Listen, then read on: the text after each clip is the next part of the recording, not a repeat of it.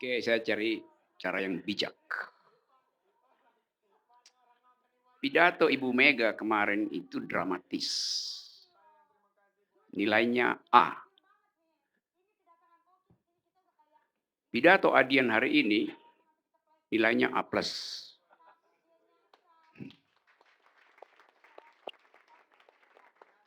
A untuk retorika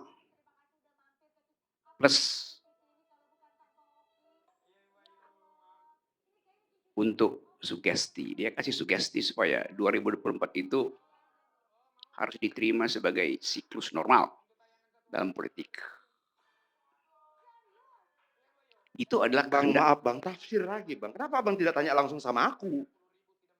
Kita cuma berjarak 2 orang, kenapa harus ditafsirkan? Tanya saja sama aku, apakah aku mengatakan itu untuk seperti yang Abang katakan? Saya ganti cara saya bicara. Sekarang saya mau analisis gesturnya Adian. Nggak boleh. Enggak. Begini loh Bang, ada banyak kesempatan kita untuk tanya saja langsung, maksud gesturmu apa? Oke, maksud pernyataanmu apa? Tapi kita tidak mau mencari kebenaran. Kita suka berretorika dalam tafsir demi tafsir.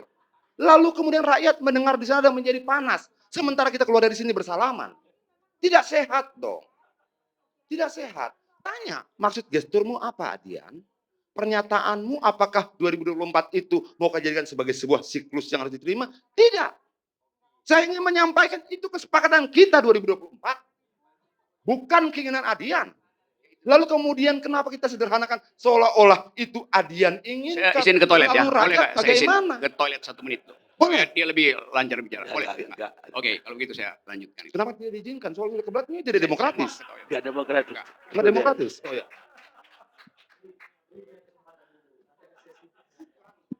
Jangan menafsirkan Adian. Iya, Ada tapi Adiannya, tanyakan saja. ada waktunya nanti untuk menyanggahi Oh, itu. siap. Itu etika berdialog namanya. Ketika berdialog jangan menafsirkan orang. Ya, ada nanti waktunya bagi diri untuk menyanggahi itu. Oke. Aman? Oke. Lanjut. Tadi kalimat saya, Adian saya kasih A+, retorikanya A, sugestinya plus. Kenapa? Karena dia kasih sugesti.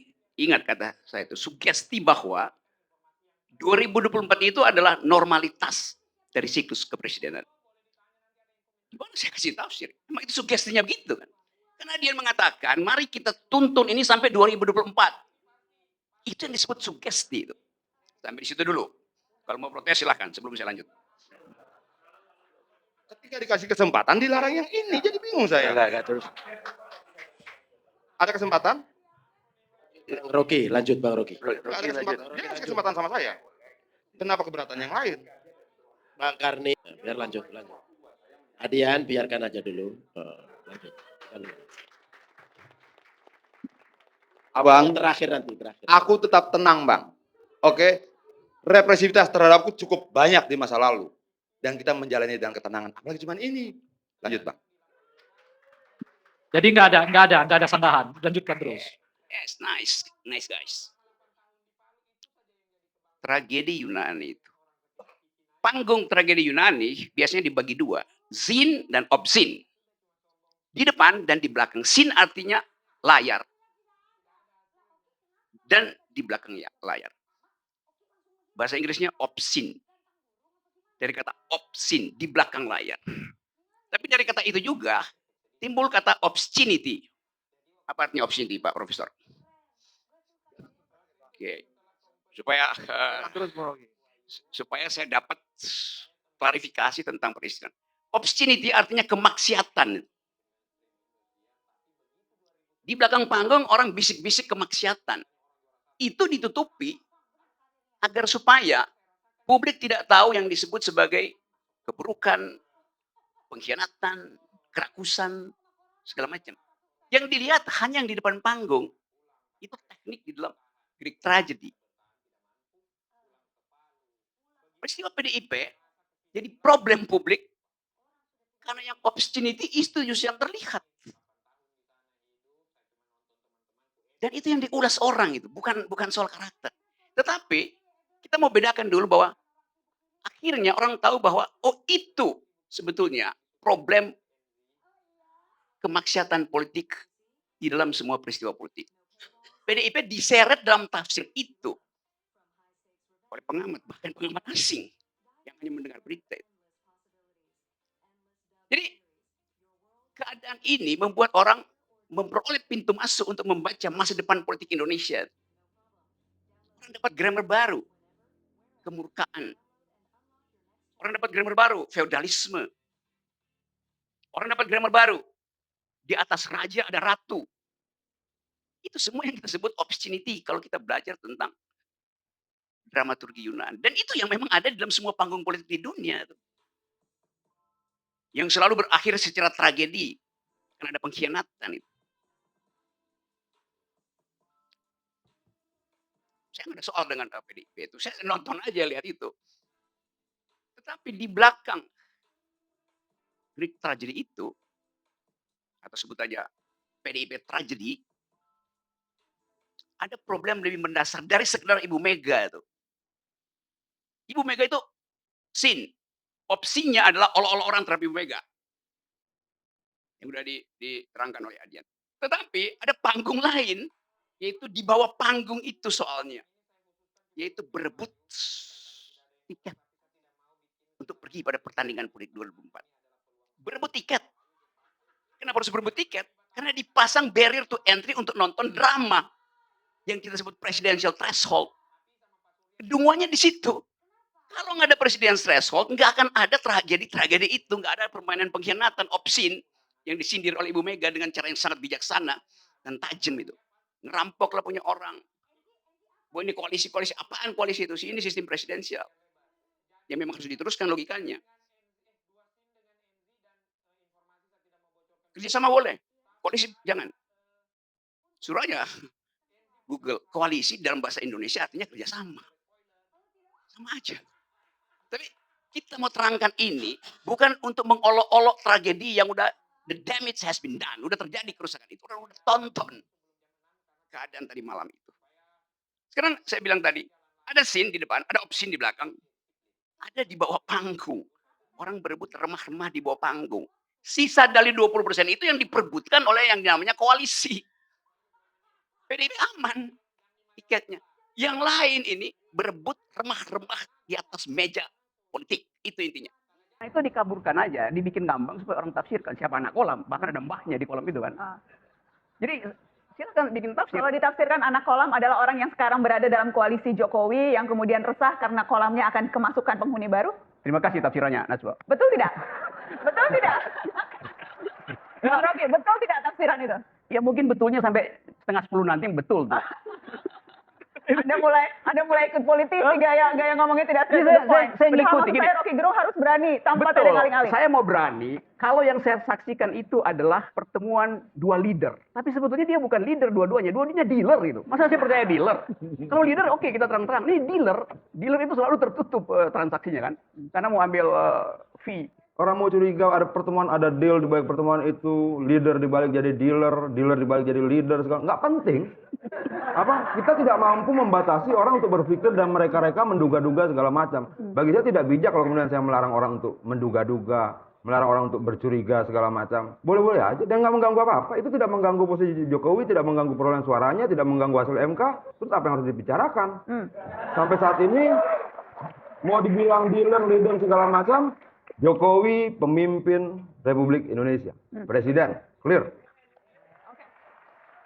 Saya berusaha cari mana yang baru dan mana yang tajam, tapi nggak ada yang baru dan nggak ada yang tajam gitu. Karena apa? Karena Pak Jokowi berkeluh kesah terhadap pekerjaan dia sendiri selama 2014 ke 2019 itu yang dia keluh kesahkan kan. Jadi dia mau menghajar dirinya sendiri, dia mau mengontrol dirinya sendiri kan itu seluruh kan problemnya ada di dalam masa kepemimpinan dia sebelumnya. Yang kedua ada obsesi untuk persatuan itu dan saya kira Pak Jokowi kurang mengerti tentang apa itu persatuan.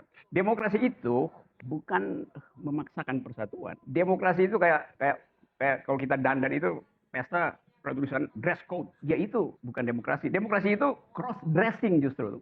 Jadi biarin aja berbeda-beda. Karena itu Pak Jokowi nggak usah punya semacam obsesi untuk berada bersama rakyat. Dia boleh berobsesi itu, tapi dia mesti pastikan bahwa dia harus setia pada rakyat. Tapi rakyat nggak perlu setia pada presiden. Kalau nggak, presiden nggak bisa diganti-ganti dong kalau rakyat setia terus. Itu inti dari demokrasi. Jadi presiden dia berada bersama rakyat dalam arti rakyat yang berbeda-beda. Jadi ini mau disatuin. Jadi Pak Jokowi gagal memahami demokrasi, dia ingin ada persatuan. Padahal demokrasi tidak memerlukan persatuan. Demokrasi memerlukan pengelolaan perbedaan. Itu soalnya. Bang Adian, silahkan ditanggapi. Kalau dia bilang menghajar, yang dihajar itu yang melakukan pungli. Mungkin Rocky Gerung tidak dengar dengan sempurna. Kalau ada yang melakukan pungli, saya hajar. Kalau ada begini, saya kejar. Jadi selalu ada penjelasan kenapa dia lakukan itu. Dan itu bukan keluhan. Itu menegaskan sikap dia sebagai pemimpin, pemenang. Dia harus pastikan bahwa di bawah tangannya pengelolaan negara ini harus lebih baik. Harus memperhatikan ibu hamil, harus memperhatikan anak-anak, harus memperhatikan anak muda, memberikan kesempatan, membangun sumber daya, menyatukan seluruh infrastruktur satu dan yang lain. Itu clear. Bahwa dalam 5 tahun ke depan dia akan membangun itu. Dan Indonesia ke depan juga akan berangkat seperti itu. Nah lalu apa yang dibilang mengeluh? Saya tidak lihat keluhan satu kata pun di situ. Saya tidak melihat dia sedang menghajar dirinya sendiri. Yang dihajar adalah pelaku pungli. Yang dihajar adalah mereka yang kemudian menggunakan mekanisme perizinan, investasi dan sebagainya untuk mencari keuntungan. Oke, jadi salah persepsi atau salah tangkap Bang Rocky Gerung? Bisa salah persepsi, bisa salah tangkap, bisa salah dengar, bisa juga salah berpikir. Oke. Begini ya. Iya, dan seluruh kesalahan itu, salah dengar, salah tangkap, salah berpikir, itu terlihat pada inkonsistensi dari Presiden Jokowi justru itu. Saya terangkan satu persatu ya. Dia memang menyebut itu bahwa yang mempersulit investasi akan saya hajar. Dia ngomong di situ tuh. 5 tahun lalu dia bilang, kita harus mempersulit investasi, investor, terutama investor asing. Jadi Anda lihat, di kepalanya itu ada 2 kutub yang korslet. Awalnya mau mencegah investasi asing. Sekarang mereka yang ingin mencegah justru akan dia gebuk gitu kan. Jadi itu yang saya sebut tadi bahwa bukan sekedar gagal berpikir, memang nggak ada pikiran sama seperti Adian tuh, kurang pikirannya tuh. Kan itu soalnya kan, kalau orang kontradiksi dalam pikiran kan memang nggak ada pikirannya kan. Satu tuh. Kedua soal oposisi itu, beliau mengatakan bahwa boleh beroposisi, tapi jangan dengan dendam gitu. Loh dia nggak paham oposisi itu memang bukan dengan dendam. Orang beroposisi bukan karena dendam, karena kebijakan. Jadi di kepala Pak Jokowi justru konstruksi dendam itu mendahului kritisisme. Saya nggak tahu ini yang bisikin partai pendukung atau cuma Adian yang bisikin tuh. Bahwa sebaiknya mendendam Pak. Kenapa keluar di situ? Itu kan yang disebut dark psikologi. Secara nggak sadar dia perlihatkan bahwa dia sebenarnya dendam gitu. Kan oposisi memang built-in dalam demokrasi. Nggak usah tambah-tambah syarat. Beroposisi tapi jangan dendam. Beroposisi tapi jangan benci. Ya beroposisi aja. Jadi dia nggak ngerti apa itu oposisi gitu. Beliau tidak mengerti itu. Nah, saya terangkan ini bukan saya merendahkan beliau. Tapi memang faktanya dia nggak paham. Oke. Silakan Bang Adian. Kalau dibilang bahwa dia dendam, enggak. Karena kalimat utuhnya tidak seperti itu. Dia bilang kalau beroposisi jangan dengan dendam, beroposisi jangan dengan kebencian. Ya, itu justru dia nggak ngerti arti oposisi. Dia tidak. Dia memotret bahwa banyak kemudian para pembenci ini mengemas kebenciannya dengan kata oposisi. Ya itu bukan oposisi. Bukan. Nah, artinya dia bahwa ngerti dari awal, dia mau sampaikan itu. Dia mau sampaikan Ya, itu itu belum dengan besar kan namanya. Bukan, dia mau sampaikan itu bahwa banyak sekali kelompok di sana yang kemudian membenci orang tapi dibungkus dengan kata saya oposisi. Kemudian mencaci maki orang dibungkus dengan kata ini demokrasi. Membenci orang suka-sukanya, menghina orang dan katakan kebebasan berbicara. Memfitnah orang, menyebarkan kebohongan dengan bungkus-bungkus yang seperti itu. Nah, dan saya pikir tidak ada yang salah dengan itu. Kalau kemudian ada yang tersinggung, ada yang kemudian merasa terganggu dalam pernyataannya seperti Bung Rocky misalnya, sepertinya Bung Rocky sedang menuduh dirinya sendiri. Saya nggak terganggu. Sebentar dulu. Pertama itu. Nah yang kedua saya tidak pernah mendengar, karena dalam nawacita dulu tidak pernah ada penolakan terhadap investasi. Ini yang saya khawatirkan, jangan-jangan bukan cuma salah dengar, bukan cuma salah tangkap, bukan cuma salah pikir, tapi jangan salah ingat juga. Oke. Karena tidak mungkin ada negara yang menolak investasi. Memang itu tidak mungkin. Sebentar. Gini nih, Oke. kalimat beliau, kami akan mempersulit. Dan saya paham Itu betul 2014. bagaimana isinya nawacita kemarin. Oke. Tidak ada anti investasi, mempersulit investasi. Yang akan dilawan adalah mereka yang kemudian menggunakan kewenangannya untuk memberikan izin untuk mencari keuntungan. Dan itu mempersulit investasi. Oke. Itu clear gitu loh. Nah saya tidak tahu apakah bacaan yang salah atau ingatan Bung Rocky yang salah. Oke. Mau ditanggapi Bang Rocky? Ya. Karena saya sudah harus. Di dalam kampanye Jokowi 5 tahun lalu, 15 Juni tadi dicek di datanya oleh Derajat tadi. Bahwa beliau katakan itu bahwa mempersulit investasi asing. Sekarang kalau pidatonya kemarin itu mengatakan mempersulit investasi asing, itu artinya dia tidak akan mengundang tuh. Nah yang dia promosikan selama ini adalah minta supaya investor asing masuk. Kan kontradiksi kan? Bahkan dia katakan bahwa yang mempersulit akan saya hajar itu.